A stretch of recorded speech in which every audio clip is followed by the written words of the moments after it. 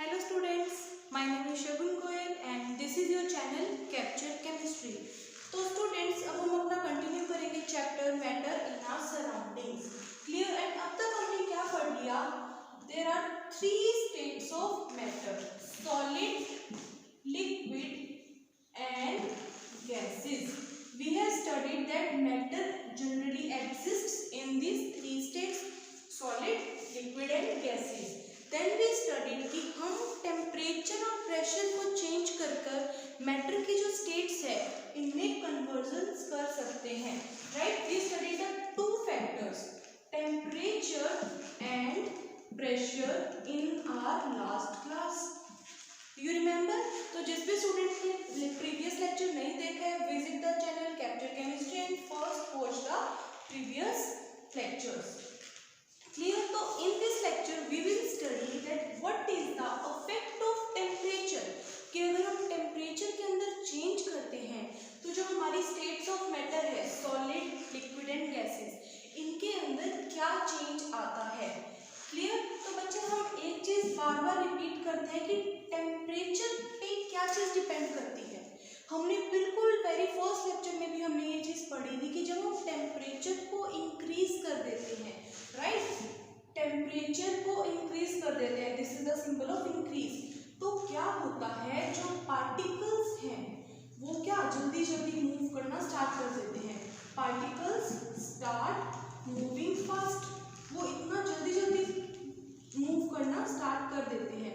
तो उससे क्या होता है, जो काइनेटिक एनर्जी है वो इंक्रीज हो जाती है. Kinetic energy is energy due to motion of the particles. Clear? अब मुझे सॉलिड को लिक्विड में बदलना है. इनमें मेन डिफरेंस क्या होता है? सॉलिड्स में पार्टिकल्स के बीच में अट्रैक्शन ज़्यादा होता है, लिक्विड में कम होता है. यहाँ पर काइनेटिक एनर्जी कम होती है, यहाँ पर काइनेटिक एनर्जी ज़्यादा होती है. तो अगर मैं पार्टिकल्स की काइनेटिक एनर्जी को इंक्रीज कर दूँ और उनके बीच का फोर्सेस ऑफ अट्रैक्शन कम कर दें तो हम सॉलिड से लिक्विड में पहुँच सकते हैं.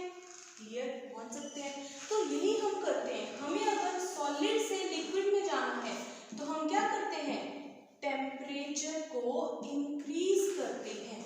क्लियर? टेम्परेचर इंक्रीज, या फिर हम इसको कहते हैं, हम यहाँ पर हीटिंग प्रोवाइड करते हैं. हीट करेंगे तो सॉलिड लिक्विड में कन्वर्ट हो जाएगा. एंड अगर मुझे सिमिलरली लिक्विड से गैस में जाना है तब भी हम सेम प्रोसेस कर सकते हैं.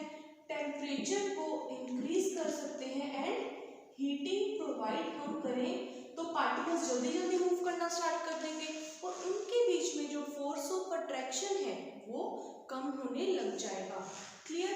अब अगर हमें अपोजिट प्रोसेस करना है, आई मीन कि अब मुझे क्या गैस से सॉलिड के अंदर जाना है, हमें गैस से सॉलिड में जाना है एंड लिक्विड से गैस से लिक्विड में आना है एंड लिक्विड से सॉलिड में जाना है, तब हम क्या कर सकते हैं, हम अपोजिट कर सकते हैं. हम क्या कर सकते हैं, टेम्परेचर को decrease, this is downward arrow का साइन मतलब होता है डिक्रीज करना. हम टेम्परेचर को डिक्रीज कर सकते हैं, मीन्स हम यहाँ पर कूलिंग प्रोवाइड कर सकते हैं. ठंडा कर देंगे तो गैस लिक्विड में कन्वर्ट हो सकती है एंड यहाँ पर भी लिक्विड सॉलिड में कन्वर्ट हो सकता है अगर हम क्या कूलिंग प्रोवाइड करें, कूलिंग करें तो. इतना क्लियर है? आगे हम करते हैं वाटर. वाटर बच्चे मैटर की स्टेट है ना, इट इज अ स्टेट. और ये क्या है, तीनों सॉलिड, लिक्विड एंड गैस तीनों फॉर्म्स में एग्जिस्ट करता है. सॉलिड स्टेट कौन सी है वाटर की? आइस, है ना. Ice is the solid state of water. बर्फ. लिक्विड स्टेट कौन सी है वाटर की? Water itself is a liquid. Water is a liquid at room temperature, हम देखते हैं. एंड गैस, गैसियस स्टेट कौन सी है वाटर की? Water vapours. Water vapours are the gaseous state of water. अब ये भी क्या कर सकते हैं आपस में, इंटर कन्वर्जन्स. हम इसमें भी इंटर कन्वर्जन्स कर सकते हैं एंड अब हम इसी को भी स्टडी करेंगे. क्लियर? अब आप सपोज कीजिए हमने एक लिया बीकर. क्लियर? मैंने एक बीकर लिया एंड उसके अंदर हमने आइस क्यूब्स डाल दिए. फ्रिज से बर्फ ली ठंडी ठंडी और बीकर के अंदर डाल दिया. क्लियर? आइस क्यूब्स लिए और डाल दिए. अब मुझे क्या करना था, यहाँ पर टेम्परेचर को मेजर करना था. तो हम कौन सा इंस्ट्रूमेंट यूज करते हैं टेम्परेचर मेजर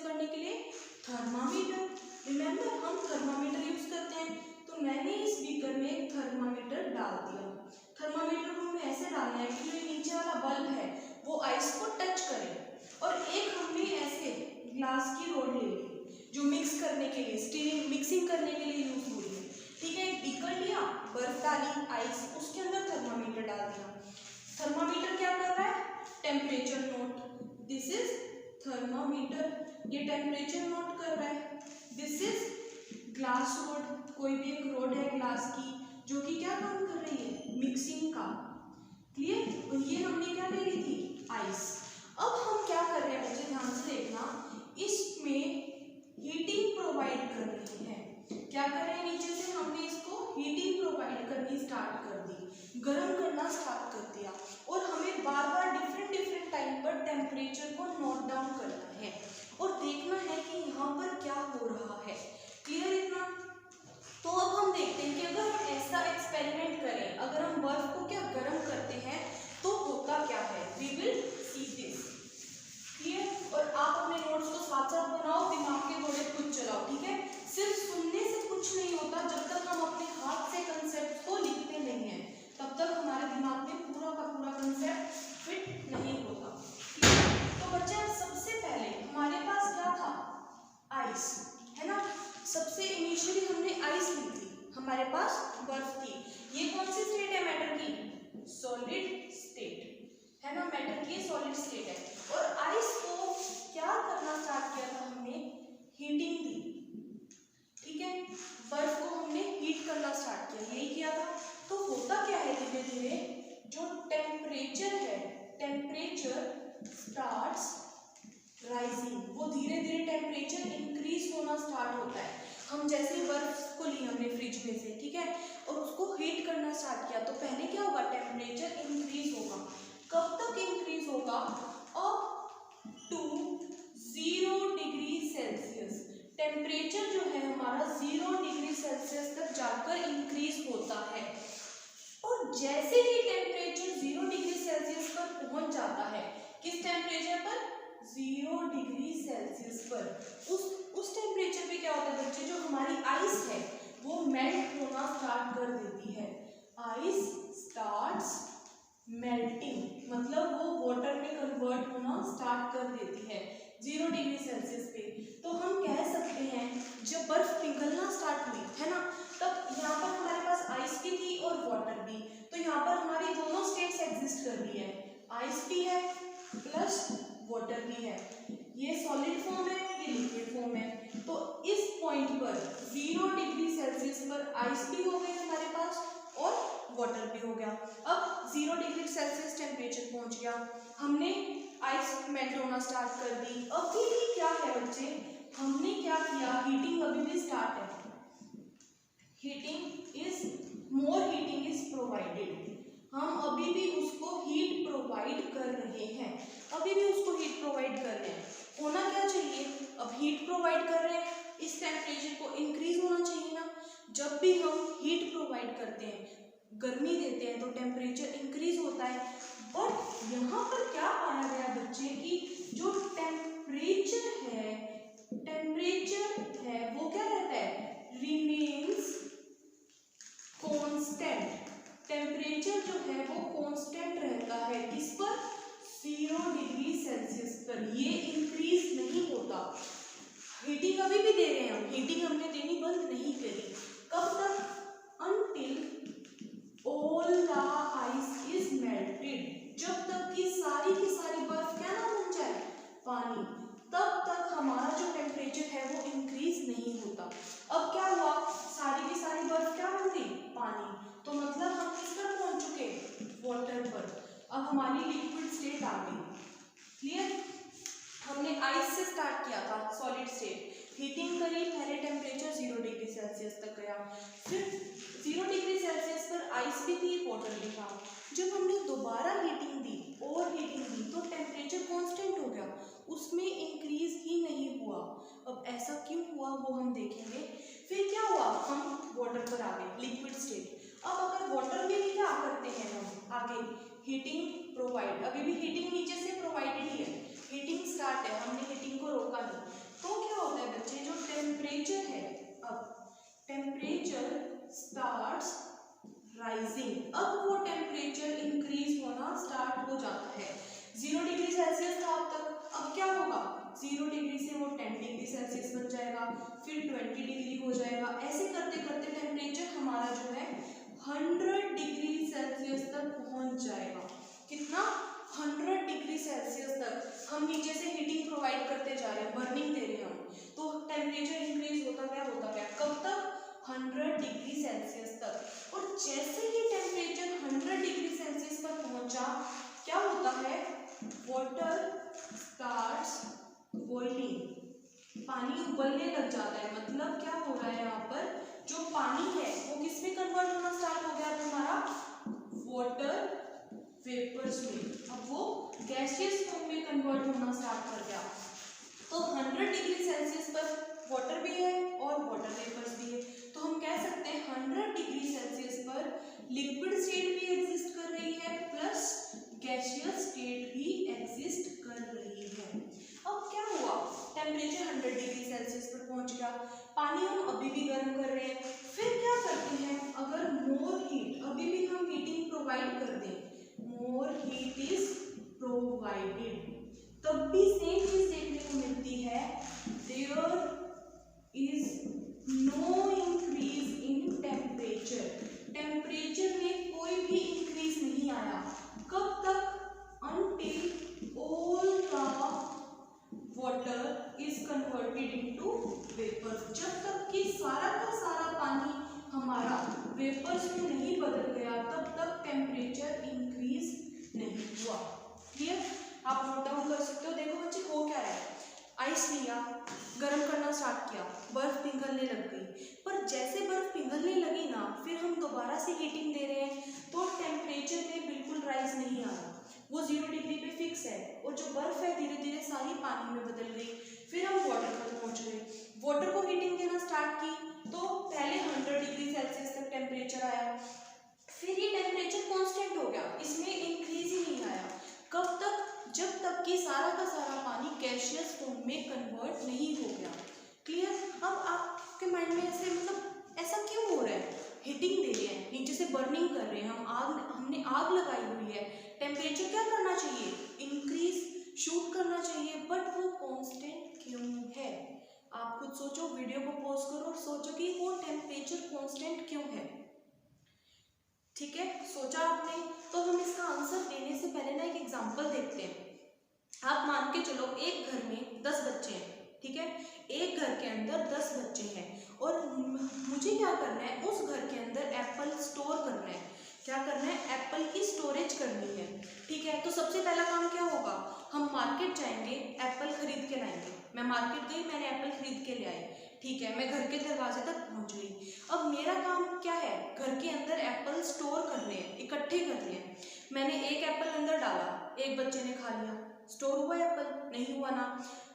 सेकंड एप्पल डाला, वो भी सेकंड बच्चे ने खा लिया। ऐसे करते करते मैंने 10 एप्पल दिए, वो 10 के 10 एप्पल उन 10 बच्चों ने खा लिए। उनकी कैपेसिटी थी कि वो एक एक एप्पल खा सकते हैं। तो एप्पल तो मैं दे रही हूँ, हीट तो हम दे रहे हैं, पर वो इंक्रीज नहीं हो रहा क्योंकि वो बच्चों ने खा लिया।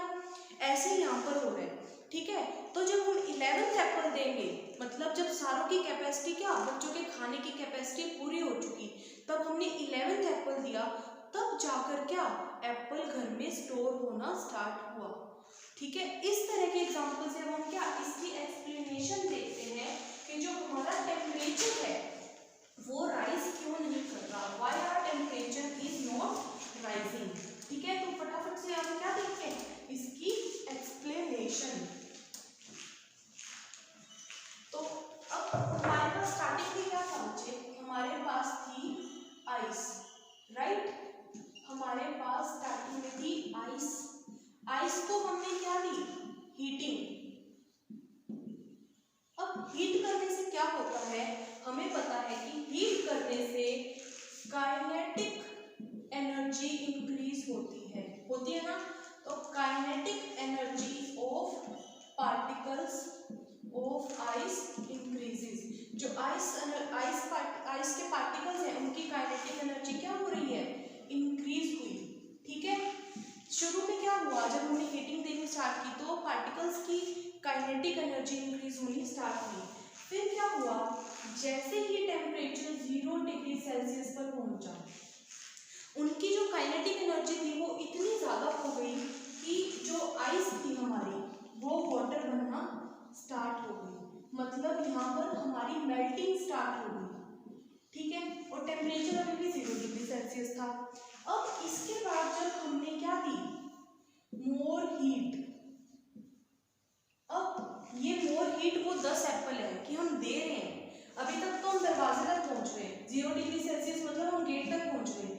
अब हम क्या मोर हीट दे रहे हैं, तो वो हीट एनर्जी जा कहाँ रही है, एक्चुअल में बच्चे हो क्या रहा है, the heat energy, the heat हम जो सप्लाई कर रहे हैं वो क्या हो रही है, is absorbed bye the particles of ice. वो जो आइस के पार्टिकल्स हैं वो क्या कर रहे हैं, उस एनर्जी को अपने अंदर एब्सॉर्ब कर ले रहे हैं। जैसे वो बच्चे अपने एप्पल को खा ले रहे थे, वैसे ही पार्टिकल्स ऑफ आइस उस हीट को क्या एब्सॉर्ब कर ले रहे हैं।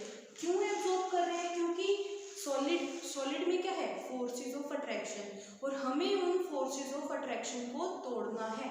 तो इस वजह से उनको तोड़ने के लिए, फोर्सेस ऑफ अट्रैक्शन को तोड़ने के लिए पार्टिकल्स क्या कर रहे हैं, आइस हीट एनर्जी को एब्सॉर्ब कर ले रहे हैं। The heat is absorb by the particles of ice to overcome the forces of attraction, to overcome the forces of attraction between the particles. जो पार्टिकल्स के बीच में फोर्स ऑफ अट्रैक्शन है उनको तोड़ने के लिए, उनको ओवरकम करने के लिए वो क्या हीट एनर्जी एब्सॉर्ब हो जा रही है। एंड इस वजह से क्या होता है, टेम्परेचर डज नॉट राइज, हमें टेम्परेचर में राइज नहीं दिखता, क्योंकि जो हीट एनर्जी है वो आइस के पार्टिकल्स एब्सॉर्ब कर लेते हैं। इसी तरह से जब हमारा पानी बन गया, वाटर बन गया, अब जब हम वाटर 100 डिग्री सेल्सियस पर पहुंचा, वाटर किस में कन्वर्ट होना स्टार्ट हो जाएगा, गैसियस फॉर्म में। फिर जब हम हीट एनर्जी प्रोवाइड करेंगे ना, तो वो एनर्जी वाटर मॉलिक्यूल्स एब्सॉर्ब कर लेंगे। किस वजह से एब्सॉर्ब करेंगे, inter particle forces of attraction को ब्रेक करने के लिए।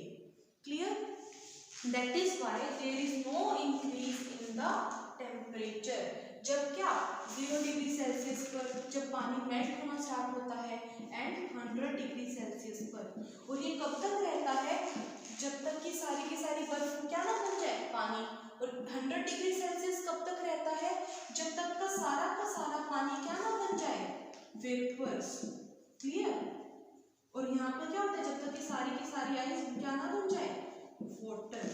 तो क्लियर है आपको कि हमारा टेम्परेचर राइज क्यों नहीं करता एंड ये प्रोसेस क्या है। Is it clear now? Okay, तो लेट्स मूव ऑन। अब हम पढ़ते हैं, हमने ये पढ़ लिया, 10 एप्पल्स वाला कंसेप्ट याद कर लिया। तो बच्चे बड़ी अच्छी टर्म आती है यहाँ पर, that is very important, latent heat. ये लेटेंट हीट क्या है, अब हमें ये समझना जरूरी है कि what is this latent heat. आप एप्पल वाला ही एग्जांपल याद रखो, उससे हम क्लियर करते हैं। लेटेंट हीट, अब वो जो 10 एप्पल थे जो बच्चों ने खा लिए, है ना, हम एप्पल लाए, एक एप्पल दिया बच्चे ने खा लिया, ऐसे 10 एप्पल्स थे, 10 एप्पल्स जो बच्चों ने खा लिए, हमने दिए पर उन्होंने एब्जॉर्ब कर लिए, ठीक है, वो क्या है, लेटेंट हीट। ये जो वर्ड है लेटेंट, लेटेंट इसका मतलब वो होता है हिडन, मतलब छुपी हुई हीट, या हम ऐसे कह सकते हैं द हीट रिक्वायर्ड, जो हीट की हमें जरूरत पड़ती है to change the state, to change the state. अब स्टेट्स कौन सी चेंज हो रही है, सॉलिड से हम लिक्विड में जा रहे थे, लिक्विड से हम गैस में जा रहे थे, तो इन स्टेट्स को चेंज होने के लिए जो हीट हमें रिक्वायर्ड होती है without increase in the temperature, temperature को इंक्रीज किए बिना, without increase in the temperature, ये वो 10 एप्पल वाली हीट है। वो 10 एप्पल याद करो, वो 10 एप्पल जो बच्चों ने खाए थे वो क्या थे, हमारे लेटेंट हीट। उन 10 एप्पल्स के एब्जॉर्ब होने के बाद कैपेसिटी इंक्रीज होनी स्टार्ट हुई थी, तो the heat required to change the state, solid से लिक्विड में जाने के लिए और लिक्विड से गैस में जाने लिए जितनी हीट रिक्वायर्ड होती है without increase in the temperature, temperature को इंक्रीज किए बिना, उसे हम क्या कहते हैं? Latent heat, that is called latent heat. Clear? अब हम यहाँ पर दो प्रोसेसेस देख लेते हैं, है ना, सॉलिड से लिक्विड वाला और लिक्विड से गैस। हम जा रहे थे सॉलिड से लिक्विड के अंदर एंड लिक्विड से गैस के अंदर। क्लियर? तो बच्चे जो प्रोसेस होता है जिसमें हम क्या सॉलिड से लिक्विड में जाते हैं, इसको कहते हैं, it is called fusion. Fusion या फिर हम इसे क्या कहते हैं? Melting. How will you define the process of conversion of a solid into a liquid? एक ऐसा प्रोसेस जिसमें एक सॉलिड लिक्विड में कन्वर्ट हो रहा है इज नोन एज फ्यूजन या फिर मेल्टिंग। फ्यूजन का मतलब होता है टूट जाना, ब्रेक हो जाना, फ्यूज अलग अलग सेपरेट आउट हो जाना। तो हम सॉलिड से लिक्विड में जाने के लिए सेपरेशन कर रहे हैं पार्टिकल्स की, तो that is why it is called fusion या फिर मेल्टिंग, मतलब पिघलना। Similarly the process of conversion of a liquid into a gas, एक ऐसा प्रोसेस जिसमें एक लिक्विड गैस के अंदर चेंज हो रहा है, उसे हम कहते हैं वेपराइजेशन, फॉर्मेशन ऑफ वेपर्स, जहां पर क्या वेपर्स बनते हैं, वेपराइजेशन या फिर इसे हम क्या कहते हैं? बॉइलिंग। क्लियर? बॉइलिंग या फिर vaporisation. Is it clear? Latent heat क्या है? लेटेंट हीट वो छुपी हुई हीट है, हिडन हीट, जो कि क्या एक स्टेट ऑफ मैटर को चेंज कर रही है, सॉलिड को लिक्विड के अंदर, लिक्विड को गैस के अंदर, विदाउट इंक्रीजिंग द टेम्परेचर, बिना टेम्परेचर इंक्रीज किए जितनी हीट हमें चाहिए होती है, लेटेंट हीट। अब हमने पढ़ा मेल्टिंग प्रोसेस, हमने पढ़ा बॉइलिंग प्रोसेस। बच्चे यहाँ से दो बहुत ही इंपॉर्टेंट टर्म निकल कर आती है जिसको हम कहते हैं melting point. One is melting point and the second term is boiling point.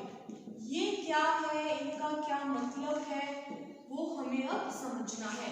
Short में मेल्टिंग पॉइंट को लिखते हैं m डॉट b इस तरह से, और बॉइलिंग पॉइंट को लिखते हैं b dot p। This is the melting point and this is the boiling point. Water वाला एग्जांपल याद करते हैं जो भी हमने देखा। वाटर कब मेल्ट होना स्टार्ट हुआ? जब टेम्परेचर क्या आया? 0 degree Celsius. Degree Celsius is the unit of temperature, ये हमने लास्ट क्लास में पढ़ा है। और वाटर कब बॉइल होना स्टार्ट हुआ था?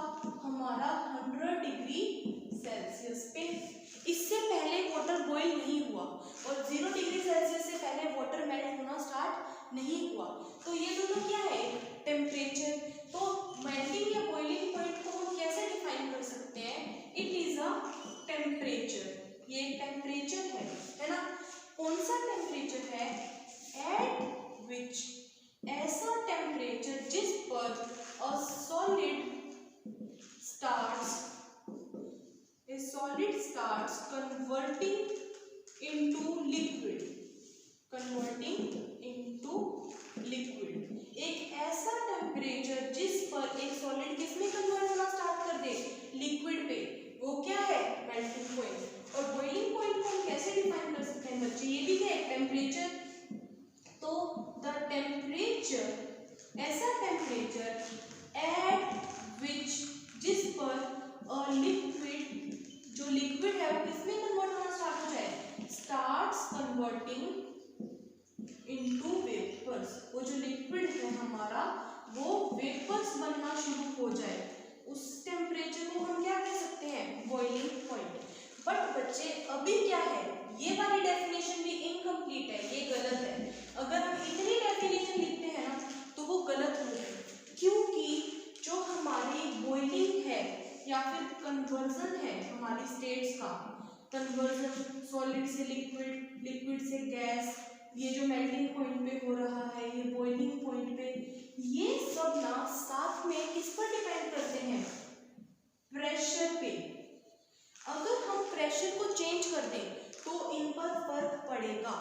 आप ऐसे समझो, पानी को उबलना है, ये मेरे वाटर मॉलिक्यूल्स हैं, ठीक है। अब वाटर को अगर हमें बॉईल करना है, वाटर को हमें बॉईल करना है, मतलब ये वाले जो सारे पार्टिकल्स हैं इनको बाहर गैस बनना है, बाहर जाना है, ठीक है। बॉइलिंग ऐसे ही तो होगी कि वाटर मॉलिक्यूल्स दूर दूर जा रहे हैं।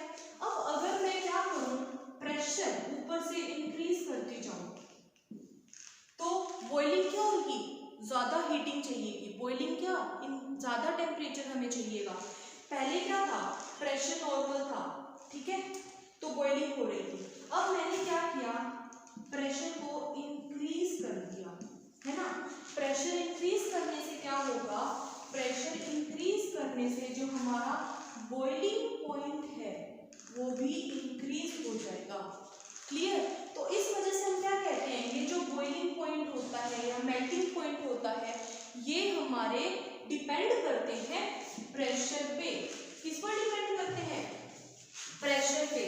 तो हमें अपनी डेफिनेशन में प्रेशर मेंशन करना बहुत ही इंपॉर्टेंट है। तो हम क्या कहते हैं, melting point is the temperature at which a solid starts converting into liquid. अब यहाँ पर प्रेशर कौन सा रहता है हमारा, अंडर एटमॉस्फेरिक प्रेशर।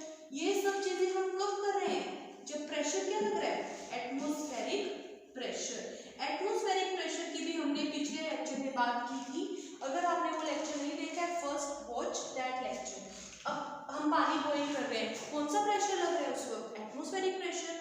तो ये टर्म मेंशन करना बहुत जरूरी है डेफिनेशन में, अदरवाइज साइंटिफिकली इतनी डेफिनेशन गलत होगी।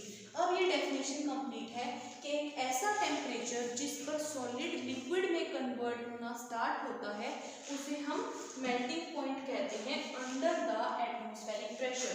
सिमिलरली एक ऐसा टेम्परेचर जिस पर एक लिक्विड वेपर्स बनना स्टार्ट होता है, अंडर द एटमॉस्फेरिक प्रेशर।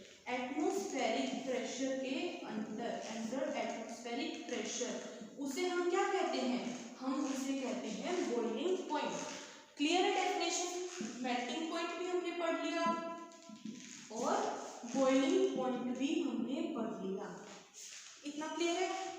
हमने पढ़ा कि कन्वर्जन होती कैसे है, टेम्परेचर कांस्टेंट क्यों रहता है, लेटेंट हीट क्या होती है, and what is the concept of melting point and boiling point. अब मेरा आपसे क्वेश्चन है बच्चे, ठीक है, एक हमने ले लिया वाटर, ठीक है, मैंने कहा जो वाटर है उसका बॉइलिंग पॉइंट है 100 डिग्री सेल्सियस, ठीक है। फिर मैंने कहा कि जो क्लोरोफॉर्म है, ये वही वाला क्लोरोफॉर्म है जो मूवीज में ना किडनैप करने के लिए हैंकी पे लगाकर सुखाकर किडनैप करने के लिए यूज करते हैं, वो वाला क्लोरोफॉर्म। इसका जो बॉइलिंग पॉइंट है वो है 61 डिग्री सेल्सियस, ठीक है।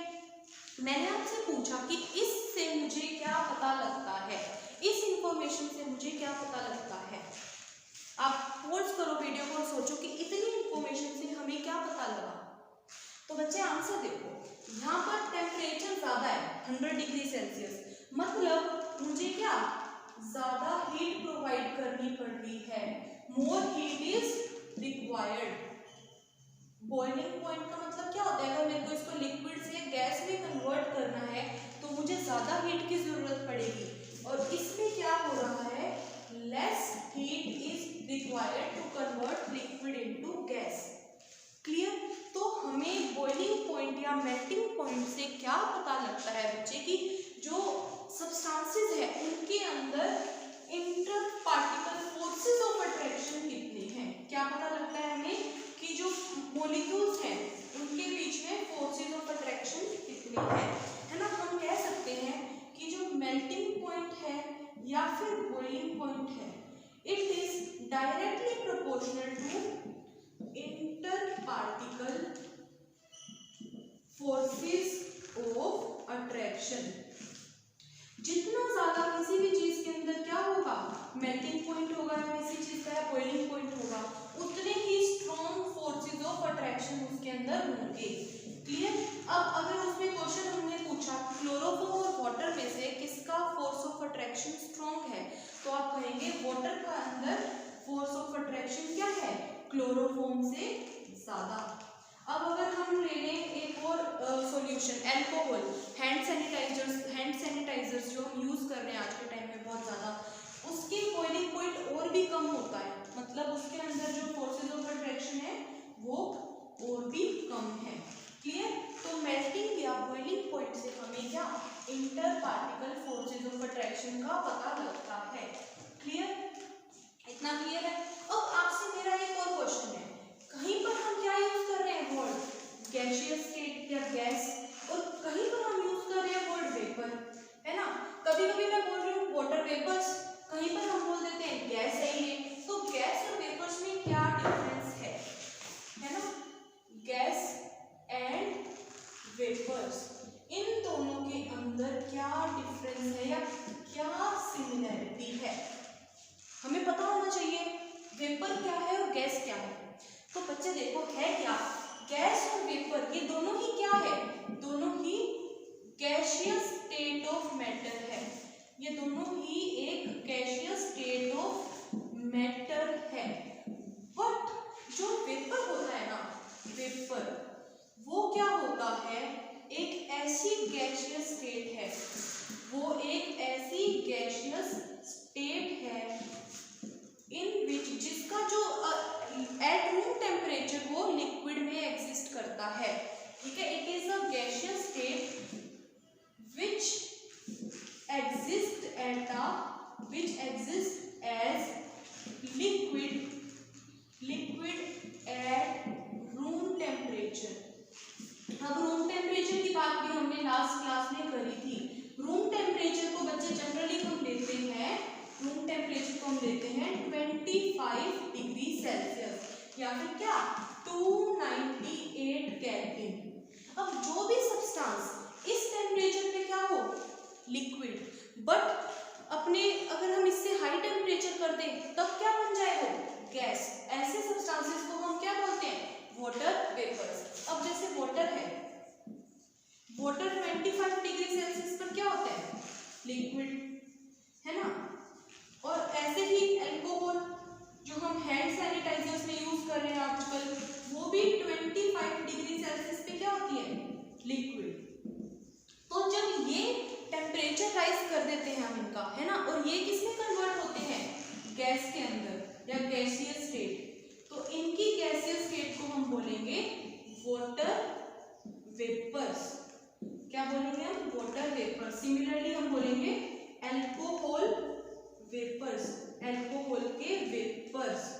बट अब इसमें देखना हाइड्रोजन गैस जो है, हाइड्रोजन गैस, हाइड्रोजन है या फिर ऑक्सीजन गैस, ये जो हमारी एयर के अंदर है, ये 25 डिग्री सेल्सियस पर कौन सी फॉर्म में होती है गैस की फॉर्म में, है ना। तो इस वजह से इनको हम क्या बोलते हैं, दीज आर द गैसेस। इनको हम वेपर नहीं बोलते, इनको हम गैस बोलते हैं।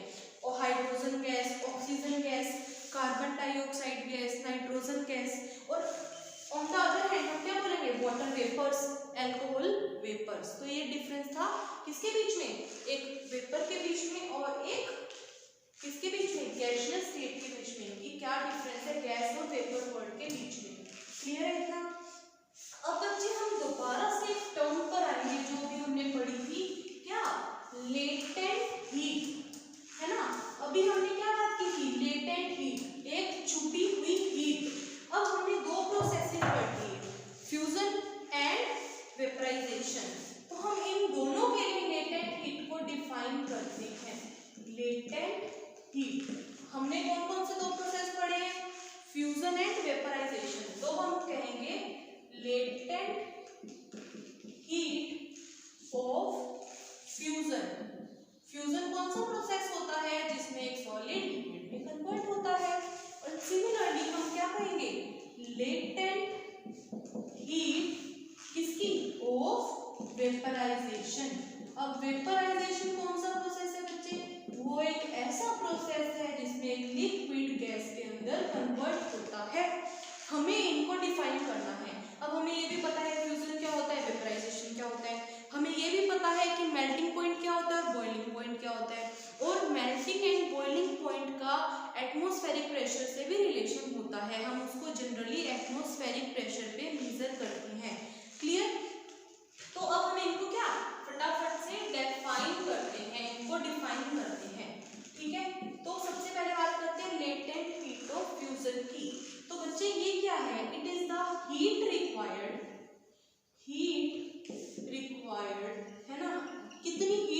चाहिए टू कन्वर्ट, क्या कन्वर्ट करना है हमें सॉलिड को लिक्विड में, टू कन्वर्ट। लेकिन हम इसमें कहते हैं, हम लेते हैं 1 किलोग्राम ऑफ सॉलिड, कि 1 kilogram of 1 kg of solid को लिक्विड में कन्वर्ट करने के लिए कितनी हमें हीट चाहिए।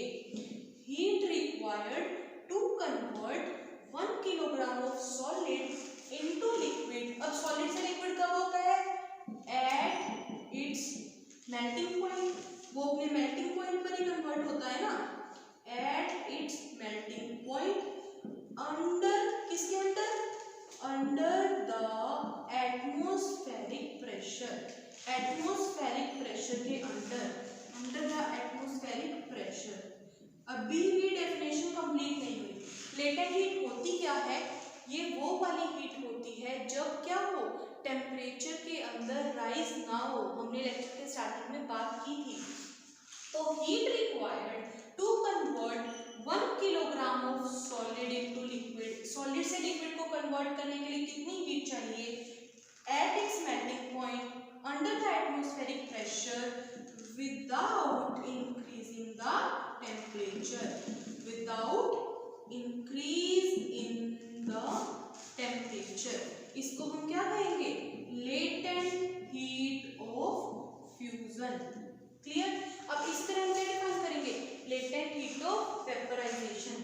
तो ये क्या होगी, वही हीट रिक्वायर्ड, हीट रिक्वायर्ड, कितनी हीट चाहिए, टू कन्वर्ट। अब यहाँ पर हमें क्या कन्वर्ट करना है, एक लिक्विड को गैस में, तो हम क्वांटिटी डिफाइन करते हैं यहाँ पर, to convert 1 kilogram of liquid, कि 1 किलो लिक्विड को किसमें कन्वर्ट करना है, to convert 1 kilogram of liquid into vapours, है ना, हम वेपर्स बनाएंगे, 1 kilogram of liquid into vapours at its, किस पर, बॉइलिंग पॉइंट। हमें पता है कि बॉइलिंग पॉइंट क्या होता है, at its boiling point under the atmospheric pressure, under the atmospheric pressure without increase in the temperature, बिना टेम्परेचर को इंक्रीज किए, that is called the latent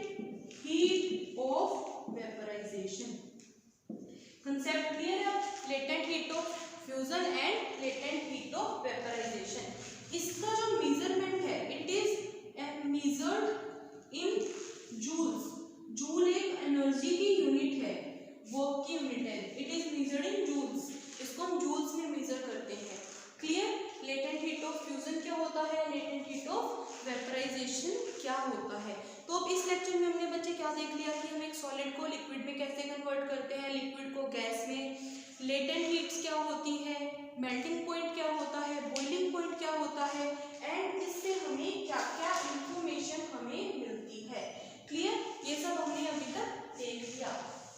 तो अब जो आपसे, अब अभी तक तो मैं टीच कर रही थी, बट अब मेरा आपसे 2 क्वेश्चंस हैं जिनका आंसर क्या आपको देना है। I have 2 questions from you.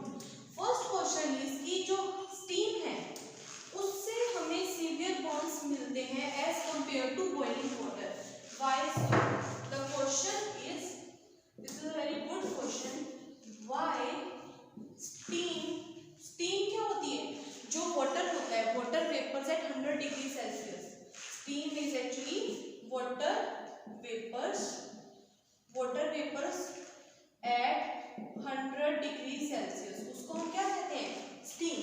तो मेरा क्वेश्चन है कि why steam causes severe bonds, उससे हमें ज्यादा क्यों पता चलता है हमारा, compared to boiling water, compared to boiling water.